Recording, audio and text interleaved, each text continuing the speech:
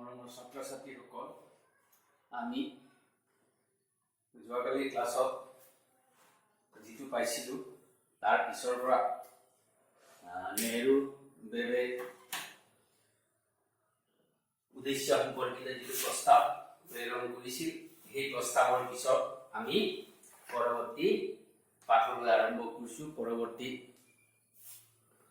যিখিনি আমি অধ্যয়ন কৰিবলগীয়া আছে তাত আছে ভাৰতৰ ৰাজনৈতিক ব্যৱস্থাত যুক্তৰাষ্ট্ৰীয় বৈশিষ্ট্য। এতিয়া প্ৰথমতে আমি আহোঁ এই যুক্তৰাষ্ট্ৰীয় বৈশিষ্ট্য জনাৰ আগতে আমি প্ৰথমতে জানি লওঁ যুক্তৰাষ্ট্ৰ কি বস্তু। এতিয়া যুক্তৰাষ্ট্ৰ কি বস্তু? এই ফেডাৰেশ্যন, ইয়াৰ অৰ্থ হ'ব যুক্তৰাষ্ট্ৰ। যুক্তৰাষ্ট্ৰ এইটো হ'ল ৰাষ্ট্ৰসমূহৰ সংযুক্ত যিটো প্ৰশাসনিক ব্যৱস্থা, তাকে যুক্তৰাষ্ট্ৰ বুলি কোৱা হয়। এই যুক্তৰাষ্ট্ৰ শব্দটো প্ৰকৃততে লেটিন শব্দ ফেডাৰাছ শব্দৰ পৰা ফেডাৰেশ্যন শব্দটো সৃষ্টি হোৱা বুলি কোৱা হৈছে। ইয়াত এই ফেডাৰাছ শব্দটোৰ অৰ্থ হ'ল ই চুক্তি বা সন্ধি, চুক্তি বা সন্ধি, অৰ্থাৎ ই চুক্তি বা সন্ধি। ইয়াত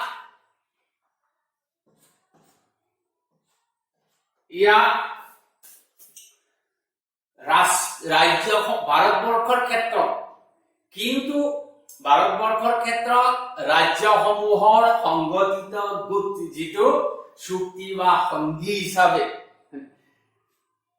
ফেডাৰেশ্যন উৎপত্তি, অৰ্থাৎ যুক্তৰাষ্ট্ৰৰ উৎপত্তি।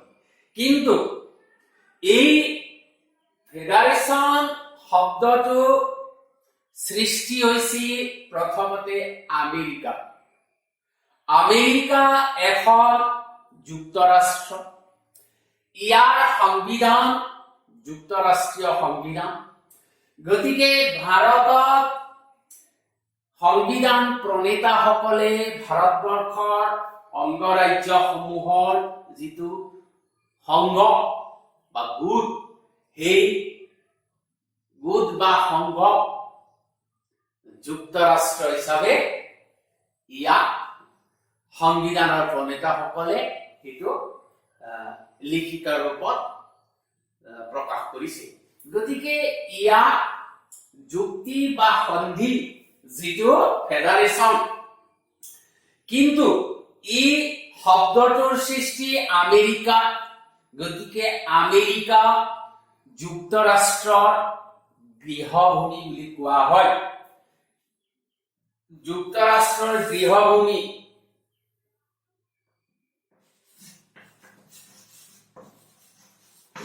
আমেৰিকা,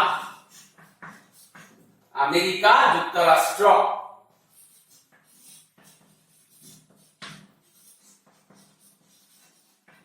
আমেৰিকা যুক্তৰাষ্ট্ৰ যুক্তৰাষ্ট্ৰৰ গৃহভূমি। গতিকে যুক্তৰাষ্ট্ৰৰ গৃহভূমি যদিও আমেৰিকা, ভাৰতবৰ্ষৰ সংবিধানখন সম্পূৰ্ণ আমেৰিকাৰ দৰে যুক্তৰাষ্ট্ৰ নহয়, এইটো কিন্তু মনত ৰাখিবা। ভাৰতবৰ্ষৰ সংবিধানখন ভাৰতীয় প্ৰশাসনিক ব্যৱস্থা যেতিয়া স্বাধীন হোৱাৰ আগতে 1935 চনত ব্ৰিটিছ চৰকাৰে ভাৰতবৰ্ষৰ প্ৰশাসনিক ব্যৱস্থা যেনে ধৰণৰ দ্বৈত প্ৰশাসনিক ব্যৱস্থা, ৰাজ্যসমূহ আৰু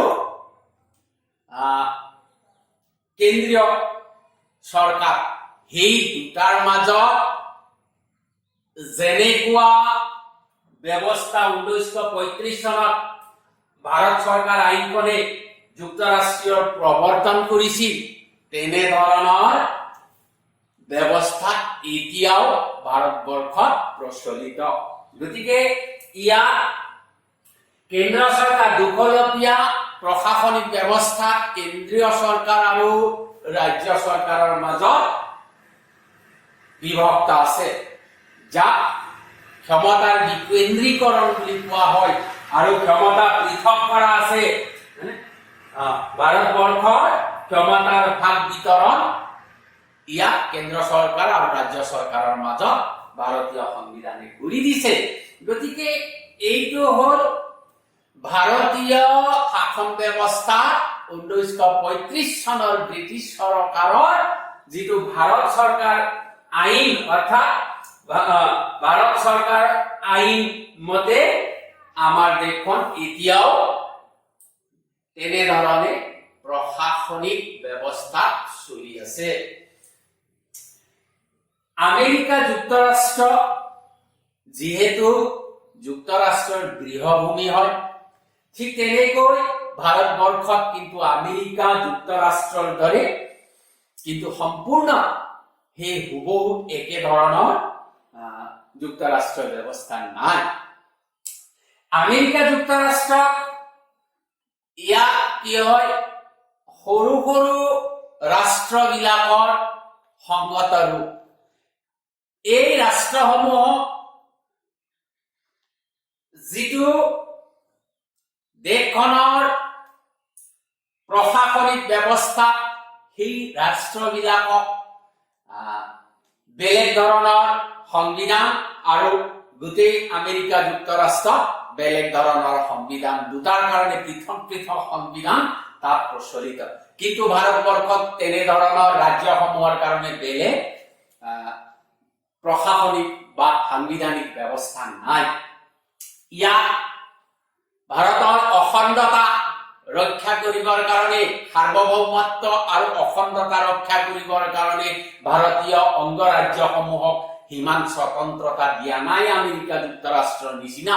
গতিকে ইয়াত কি হৈছে যে ভাৰতৰ সংবিধান আমেৰিকাৰ সংবিধানৰ দৰে হুবহু নহয়।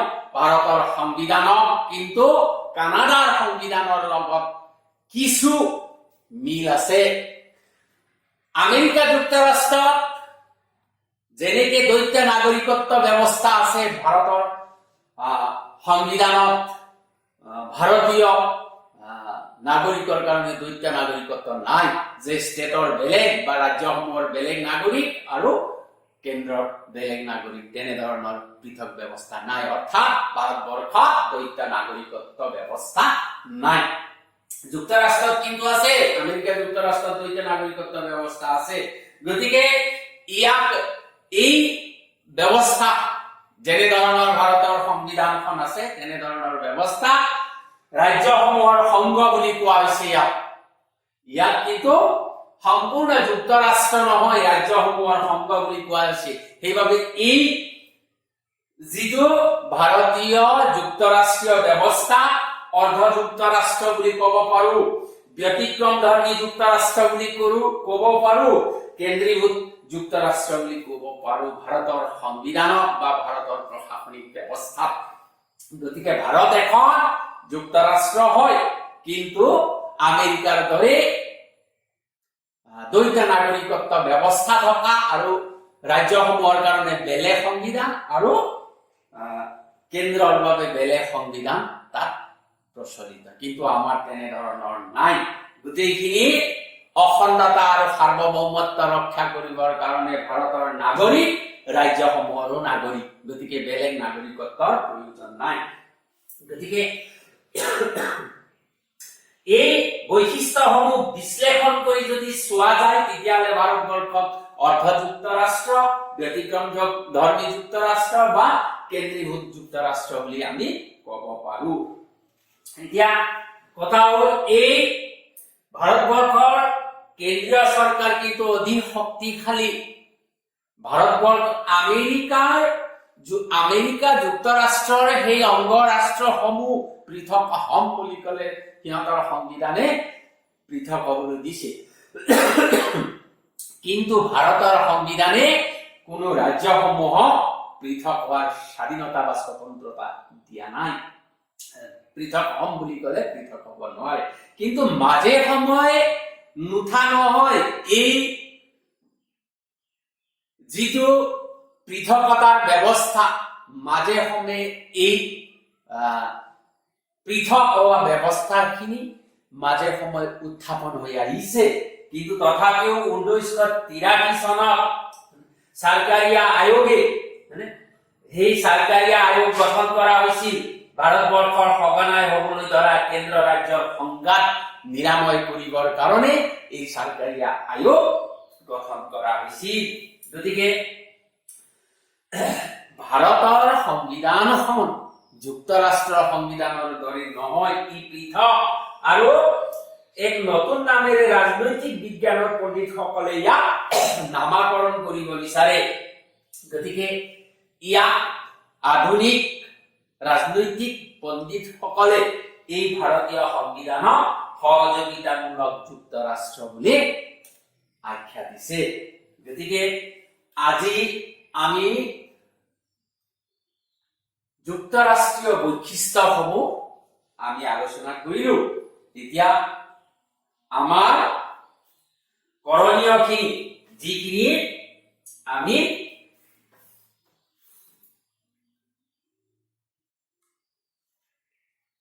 গৃহকৰ্ম কৰিব লাগে সেইখিনি মই তোমালোকক ৰাখিছো। তোমালোকে ঘৰত কৰি মোক হোৱাটছআপৰ যোগেদি পঠিয়াই দিব পাৰা। কিন্তু তোমালোকৰ বহুতেই এতিয়াও এইখিনি চোৱা নাই আৰু এইখিনি কৰা নাই। দুই এজনে কৰিছে, তাৰ বাদে কোনেও কৰা নাই।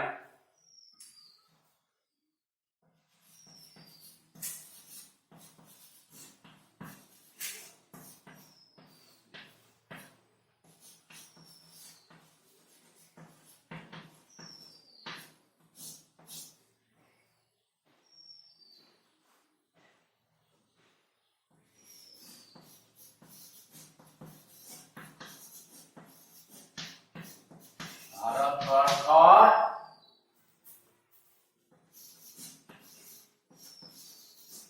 যুক্তৰাষ্ট্ৰীয়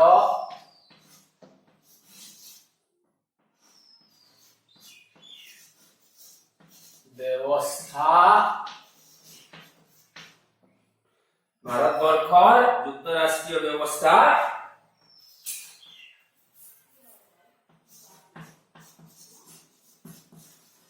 বৈশিষ্ট্য সমূহ আলোচনা কৰা।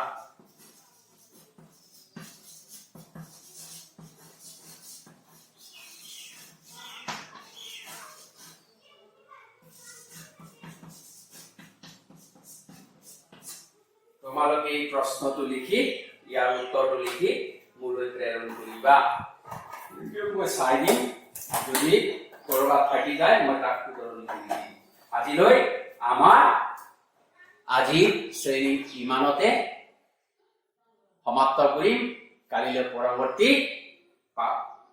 পৰৱৰ্তী যিখিনি পাঠ্য বিষয় আছে সেইখিনি আৰম্ভ কৰিম। ধন্যবাদ।